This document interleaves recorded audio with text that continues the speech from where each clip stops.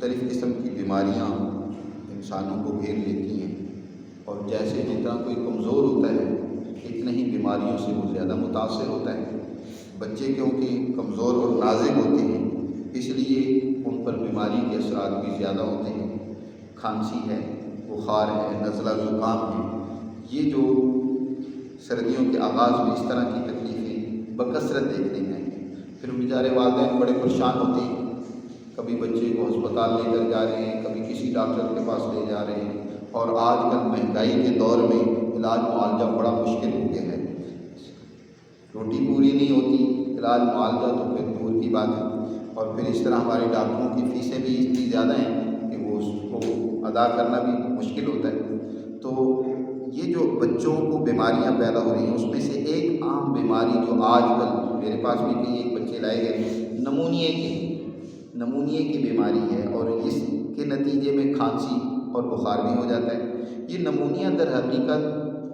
دائیں پھیپھڑے کی سوزش کا نام ہے، اور جو زیادہ تر سردی سے ہوتی ہے، کیونکہ سردی تھوڑی وہ بھی بچوں کے لیے کافی ہو جاتی ہے، اور ہمارے بعض دوست کیونکہ خشکی کے آج کل بہت مارے ہوئے ہیں، دیسی گھی تو نام کا نہیں ہوتا، استعمال ہے نہیں، اور یہ جو ہم کوکنگ آئل وغیرہ استعمال کرتے ہیں، یاد رکھو یہ آئل نہیں ہے، یعنی ہماری باڈی سے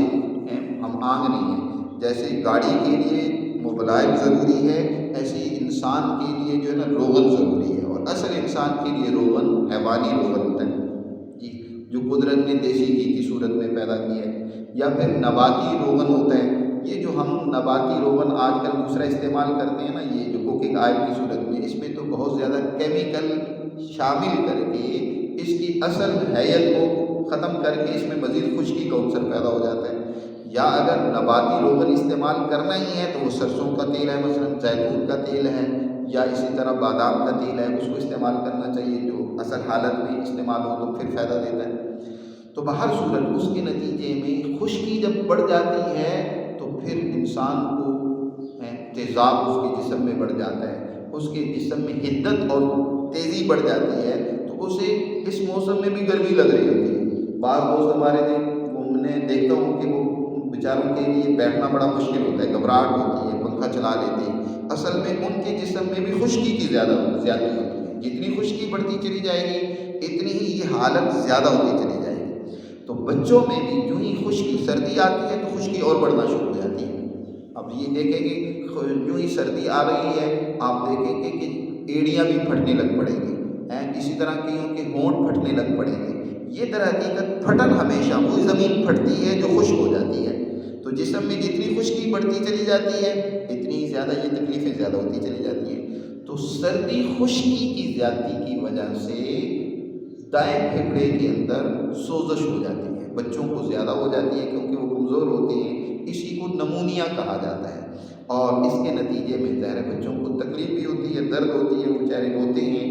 بے چین ہوتے ہیں، مائیں پریشان ہوتی ہیں، کبھی دم کے لیے جا رہی ہیں، کبھی کسی اسپتال میں، کبھی کسی جگہ پر، تو صحیح علاج نہ ہونے کی وجہ سے اور صحیح اصل بیماری کی وجہ نہ معلوم ہونے کی وجہ سے وہ پریشان ہوتی رہتی ہیں۔ تو میرے عزیز دوستو، ایک تو یہ ہے کہ ایسے بچوں کو ان کو سردی سے بچائیں، جتنا زیادہ سردی سے بچائیں گے اتنا ہی زیادہ وہ صحت مند رہیں گے، پہلی چیز تو یہ۔ اور دوسرا میں آپ کو نسخہ آسان سا بتا دیتا ہوں، بہت ہی آسان ہے، انشاءاللہ گھر میں بیٹھ کر چند ہی خوراکوں سے بچوں کا علاج کیا جا سکتا ہے۔ بڑا بھی متاثر ہو تو وہ بھی علاج کر سکتا ہے جی۔ اور یہ نسخہ بتانے سے پہلے یہ بتا دوں کہ ہمارا عثمانیہ دارالحکمت کے نام سے چینل ہے، اس پر یہ ہماری تمام ویڈیوز موجود ہوتی ہیں جو حکمت کے حوالے سے جس میں رہنمائی دی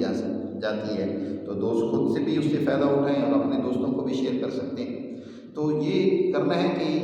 پنساری سے نسخہ میں آپ بتا دیتا ہوں کہ پنساری سے آپ کو مل جائے گا کرن العین، جس کو عام زبان میں کشتہ بارہ سنگا بھی کہتے ہیں۔ کوئی اتنا مہنگا نہیں ہے، ہمدرد کمپنی جس کو تیار کرتی ہے، ویسے تو اور بھی کمپنیاں تیار کرتی ہیں پرانے وقت سے، جو تیار کر رہی ہے ہمدرد تیار کر رہا ہے، تو وہ آپ کو 150-200 کا ایک چھوٹی سی ڈبیا 3 گرام کی وہ مل جائے گی پنساری سے، کشتہ کرن العین بھی اسے کہتے ہیں، وہ آپ لے لیں۔ اور شہد لے لیں، شہد ذرا صحیح ہونا چاہیے، آج کل شہد میں بھی ملاوٹ بہت زیادہ ہے، لوگ پتہ نہیں کس چیز کا شہد بنا رہے ہیں، تو وہ نہ ہو کہ الٹا بجائے فائدہ ہونے کے نقصان ہو۔ چیز جتنی خالص اور بہتر ہوگی تو فائدہ ہوگا، اور اگر اس میں بھی کوئی ملاوٹ ہے کیمیکل وغیرہ کی تو پھر اس سے بجائے فائدہ کے نقصان ہی ہوگا، فائدہ کم ہوگا۔ تو بہرکیف صحیح اور خالص شہد لے لیں۔ نہ صحیح شہد مل رہا ہو تو آپ گڑ لے لیں۔ گڑ میں بھی آج کل چینی کی بہت ملاوٹ ہوتی ہے، بعض صورت صحیح بھی مل جاتا ہے، تو آپ گڑ لے لیں اور اس کا تھوڑا سا شیرہ بنا لیں، دیسی گھی ڈال کے اس میں تھوڑا سا شیرہ بنا لیں، اور اس کے اندر بچے کی عمر کو دیکھ کر، سال یا سال سے اوپر کا بچہ ہے تو اس کے لیے آپ نے 2 کالی مرچ کے برابر، اور اگر سال سے کم عمر ہے تو 1 کالی مرچ کے برابر آپ نے وہ کشتہ کرن الایل اس میں 1 چمچ کے اندر مکس کر کے بچے کو چٹا دیں، صبح بھی شام بھی۔ انشاءاللہ چند ایک خوراکوں سے ہی اللہ کے فضل سے اس کی کھانسی بھی ٹھیک ہو جائے گی، ریشہ آ رہا ہے، بلغم رکی ہوئی ہے، یہ بھی ٹھیک ہو جائے گی، اور اللہ کے فضل سے جو ہے چند ہی خوراکوں سے وہ تندرست اور صحت مند ہو جائے گا، آپ کی پریشانی دور